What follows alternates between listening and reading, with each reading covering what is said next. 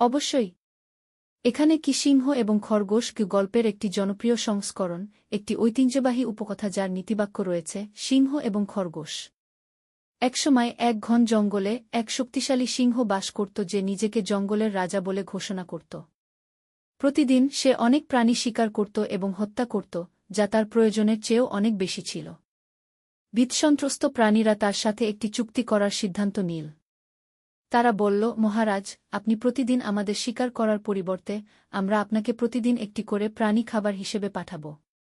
এতে করে আপনাকে শিকার করতে হবে না এবং আমরাও ভয়ে থাকব না।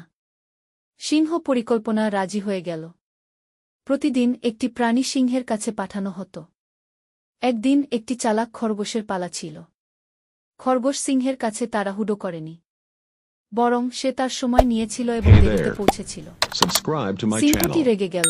and also press তুমি this দেরি bell করলে কেন? icon. সে গর্জন করে বলল।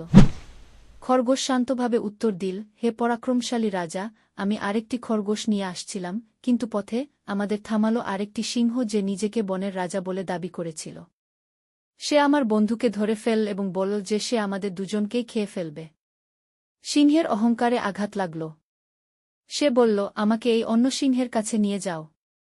খরগোশ সিংহটিকে একটি গভীর কূপের কাছে নিয়ে গেল এবং তাতে ইশারা করে বলল সে ওখানেই থাকে। সিংহটি কূপের ভেতরে তাকিয়ে পানিতে নিজের প্রতিচ্ছবি দেখতে পেল। অন্য সিংহ ভেবে সে আক্রমণ করার জন্য জলে ঝাঁপিয়ে পড়ল এবং ডুবে গেল। চালাক খরগোশটি বনে ফিরে এসে পশুদের কাছে ঘটনাটি বলল। সমস্ত প্রাণী আনন্দিত হল এবং চিরকাল সুখে বসবাস করতে লাগল।